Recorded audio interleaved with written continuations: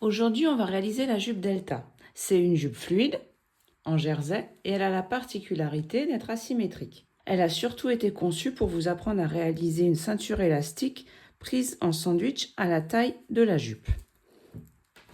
Pas besoin de surjeteuse pour réaliser cette jupe, je vais vous montrer comment surfiler au point zigzag toutes les coutures, ainsi que l'ourlet. Avant toute chose, je vais vous montrer comment couper votre patron et surtout gérer le tissu. J'ai pris un petit échantillon de tissu en jersey. Il faut que vous repériez sur le côté cette bande-là. C'est des bordures. Donc vous en avez une de chaque côté de votre coupon de tissu. C'est comme si c'était un peu encollé. On ne se sert pas du tout de ce morceau de tissu pour coudre, mais ça vous donne un repère. Il vous faut mettre ces deux bords l'un contre l'autre, endroit contre endroit. De préférence épinglé.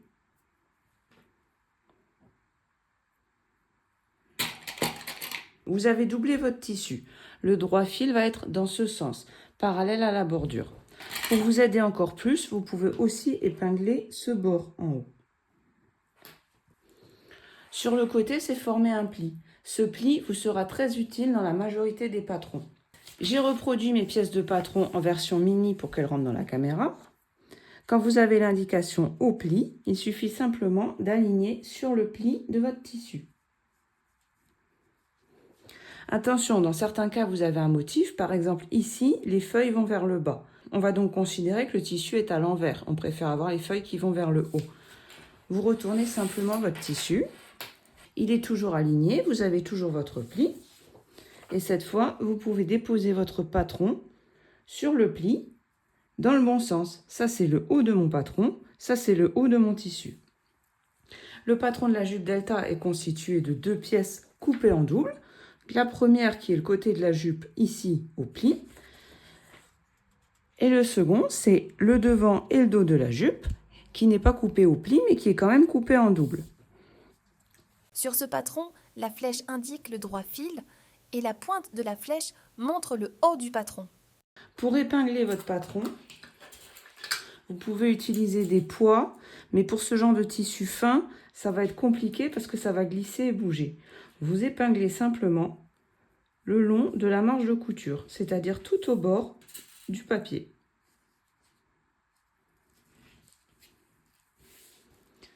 Là, vous êtes tranquille, ça ne bougera plus. Vous n'avez plus qu'à couper le long du papier. Ne coupez rien d'autre que du tissu avec vos ciseaux de couture, sinon ils ne couperont plus jamais de tissu. Sur chaque patron, vous avez des crans. Vous en avez un ici, un là et deux là. Ce sont vos repères au moment de la couture. C'est-à-dire que ce cran-là va vous servir à monter l'élastique de la taille. Je vais vous expliquer comment. Ce cran-là va venir coïncider avec celui-ci. Et ces deux petits crans, comme on va avoir deux fois ce morceau de tissu, ils vont venir s'assembler ensemble. Une fois que vous avez coupé vos morceaux de tissu, on peut passer à la réalisation de la jupe. J'ai mes trois morceaux, cette fois en taille réelle. Le côté qui a été coupé au pli. J'ai marqué le cran du pli et le dos et le devant de la jupe. En haut des pièces, on a le cran de la ceinture qui est là et là. Et les crans sur les côtés. Un ici, deux ici. Si on reprend nos patrons, on sait que ce cran ici, du dos et du devant, va venir correspondre au cran ici. Je prends mon côté. J'ai bien mon cran ici. Je prends l'un de mes dos devant. Mon cran est ici. Je fais correspondre endroit sur endroit. Et on épingle.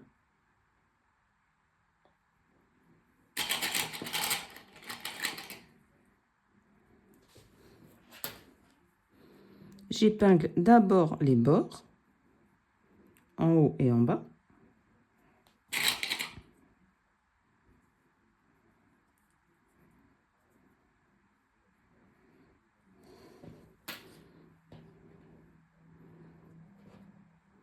Et ensuite, je fais correspondre le cran. Pareil de l'autre côté, j'ai mon cran ici, je vais le faire correspondre sur ce côté-là.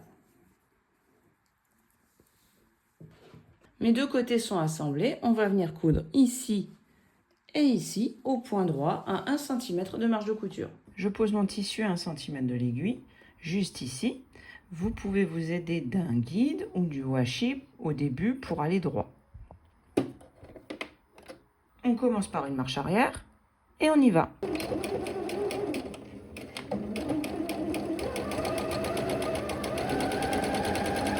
On a cousu le dos et le devant aux côtés de la jupe. Il ne reste plus qu'à la fermer. Même principe, endroit contre endroit. Cette fois-ci, je retrouve mes deux crans. Et on va venir coudre à 1 cm de marge de couture. Avant de continuer, on va ouvrir les coutures. C'est une étape très importante. À chaque fois qu'on coud quelque chose, on ouvre et on presse les coutures. C'est vraiment ça qui va faire la différence au rendu final. J'ouvre mes coutures avec mon fer. Je repasse pas, je presse. C'est la chaleur et la vapeur qui font le boulot.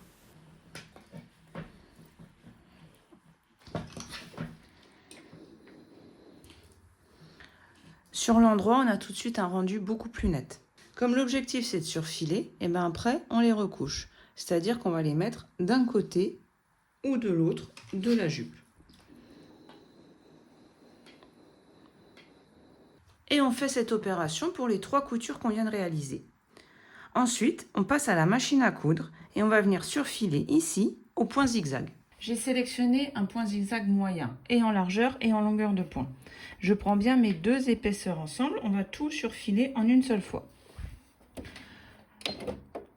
Il faut que un coup l'aiguille soit dans le tissu et un coup à l'extérieur du tissu.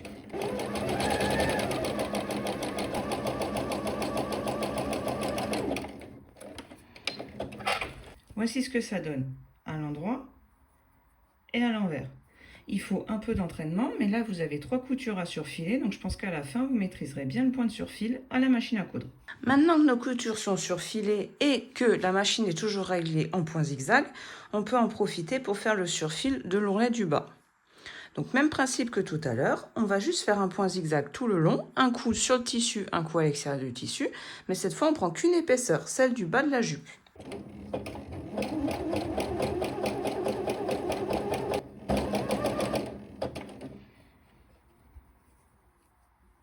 Tout le bas de la jupe est surfilé. C'est la première étape de préparation de notre ourlet. Mais avant de continuer, on va s'attaquer à l'élastique. Pour déterminer la longueur de l'élastique, déterminez à quel endroit vous voulez porter votre jupe. Soit directement à la taille, soit un peu plus bas. Demandez de l'aide à quelqu'un pour que l'élastique soit bien droit.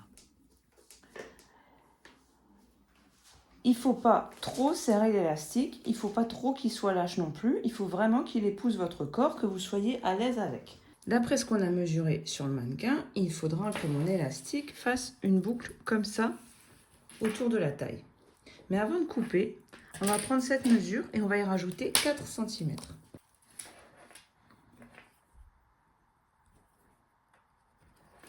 Et c'est à cet endroit-là qu'on va couper. Ces 4 cm correspondent à la marge de couture et permettent de faire une couture renforcée pour que l'élastique ne casse jamais. On va donc former notre anneau. Mais ces 4 cm, ils vont être divisés par 2. Il y a 2 cm qui vont être répartis de ce côté-là et 2 cm de ce côté-là. On va donc coudre ici, à 2 cm précisément.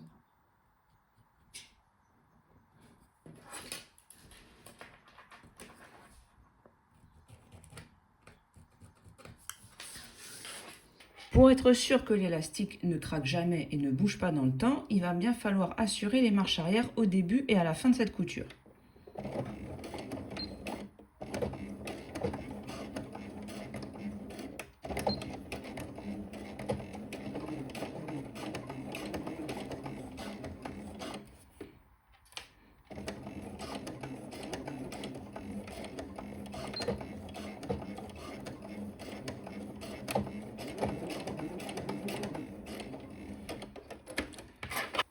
La couture réalisée, je déplie et j'ouvre. On va venir replier les deux extrémités sur eux-mêmes, c'est-à-dire comme ça. Et pareil, ici, on fait un point droit avec aller-retour.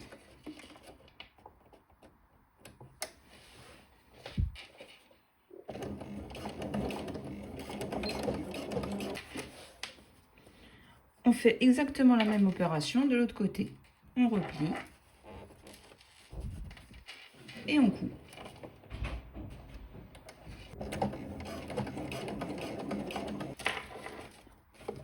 On a une couture d'élastique renforcée qui ne cédera pas, même si on tire très fort.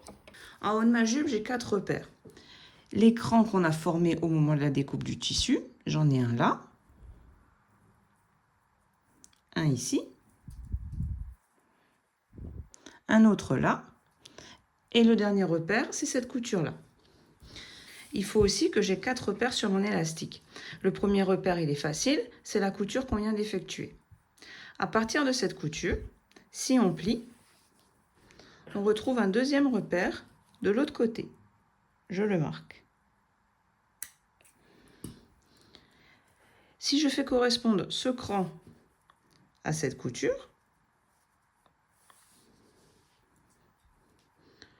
j'ai un autre cran là et un autre cran exactement ici. J'ai divisé mon élastique en 4 parties. Maintenant, on va travailler endroit contre endroit. Je commence par la couture dans le dos. Je fais correspondre cette couture avec celle de mon élastique. Ici, endroit contre endroit, bord à bord. J'épingle. Pour réussir l'opération, il va falloir que je fasse passer toute ma jupe dans mon élastique.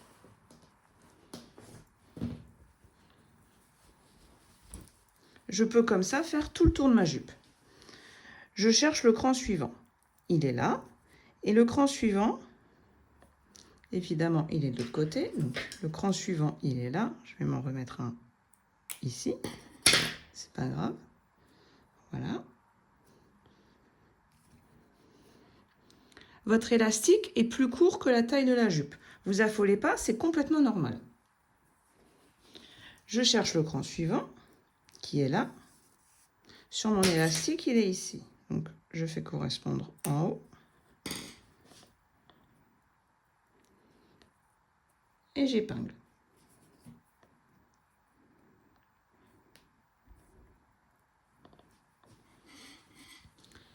Mon dernier cran, au niveau de ma taille, il est là.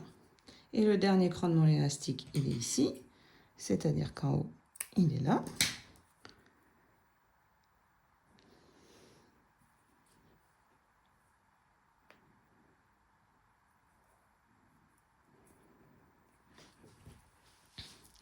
On va venir coudre tout autour l'élastique à la taille avec un point zigzag pour conserver l'élasticité.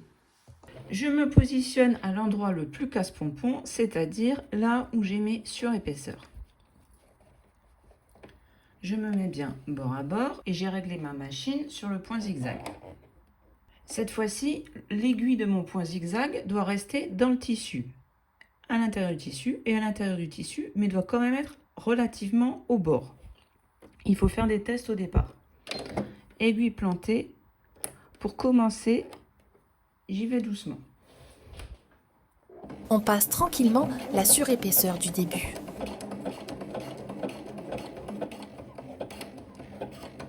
Maintenant que j'ai passé la surépaisseur, on peut passer aux choses sérieuses.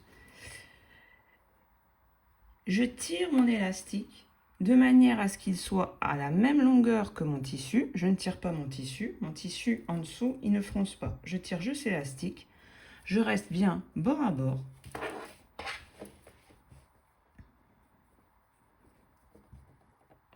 Tout en maintenant bien tiré. Et j'avance, quitte à me repositionner au fur et à mesure de la couture.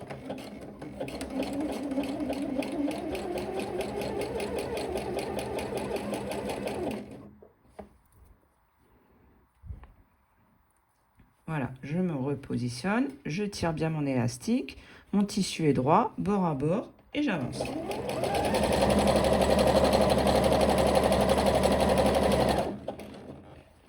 Aiguille plantée. Quand vous êtes au point zigzag, restez toujours avec l'aiguille plantée quand vous vous arrêtez.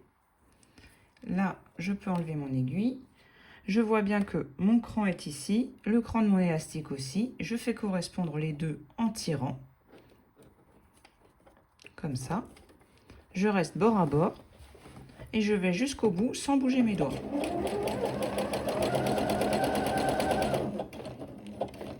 Et là, je peux souffler.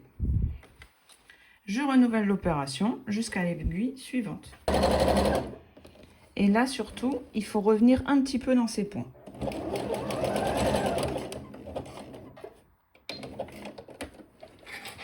Mon élastique est bien fixé autour de ma taille. On va travailler maintenant sur l'envers. Ici, les épingles qu'on va mettre vont surtout nous servir de repère. Au fur et à mesure, on réajustera. L'opération ici va consister à plier une fois comme ça, et ensuite une autre fois comme ça pour bien prendre l'élastique en sandwich. Pour avoir un résultat net, il va falloir tirer en même temps qu'on travaille. Alors, je pars de mon point de repère ici, la couture. Je vais déjà mettre une épingle là.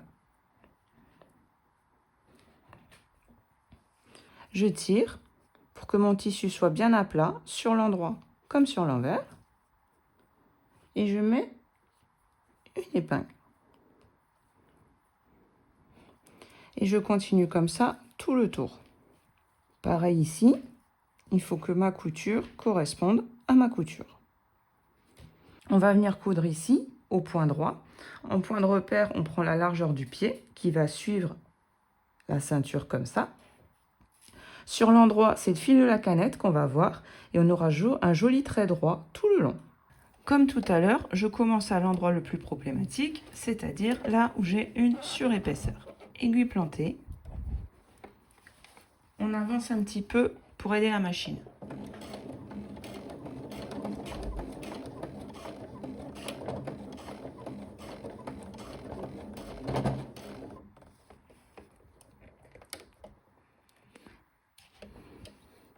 Et maintenant, je continue à coudre tout droit en tirant mon tissu d'épingle en épingle. Et vous verrez que sur l'endroit aussi, ça va être plat.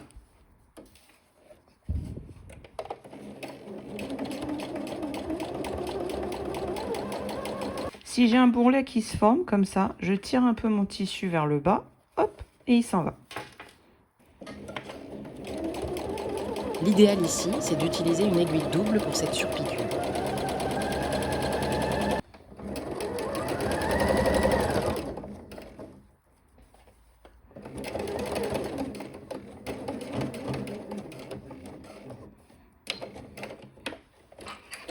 On a posé notre élastique, les franges sont régulières tout autour de la taille et notre couture est bien droite. Il nous reste à finaliser l'ourlet. L'ourlet, il va être tout petit parce que la jupe, elle va pendre, c'est fluide, donc on n'a pas besoin de s'attarder énormément, de faire un double rempli ou un truc comme ça. Pour commencer, on va passer un fil de bâti tout autour à 1 cm de distance. J'ai allongé mon point au maximum pour faire mon fil de bâti et j'ai placé mon washi à 1 cm de mon aiguille. Comme c'est très long, je préfère avoir un repère. Je vais commencer dans un coin. Le bord du tissu sur le bord du washi et on avance. Pas de point d'arrêt, on passe juste notre fil. Je me mets sur l'envers et je vais me servir de mon fil de bâti pour plier et presser mon ourlet. Je plie comme ça et je presse. Si vous êtes plus à l'aise, vous pouvez épingler. Toujours perpendiculairement avec les épingles vers l'extérieur. Moi, vu le tissu qui est assez fin, qui se tient bien, je n'ai pas besoin d'épingler. Ça va se tenir le temps que je couse l'ourlet. La subtilité, ça va être ici, au niveau de l'angle. Je presse d'un côté.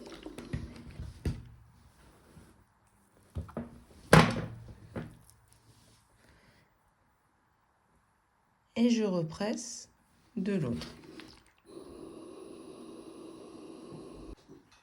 Maintenant que mon ourlet est préplié tout le tour, on va juste coudre à la machine au point droit, non plus à 1 cm, mais de la largeur de mon pied. Je commence là où j'ai formé mon coin. Je me positionne bord du tissu contre bord du pied.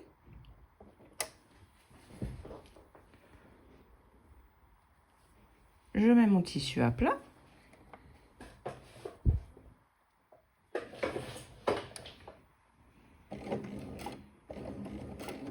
Je fais une petite marche arrière.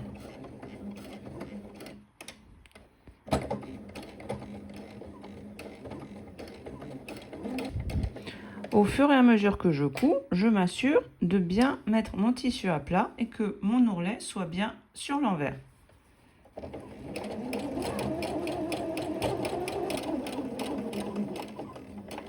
Je m'arrête au niveau de la couture de départ et je fais un point d'arrêt.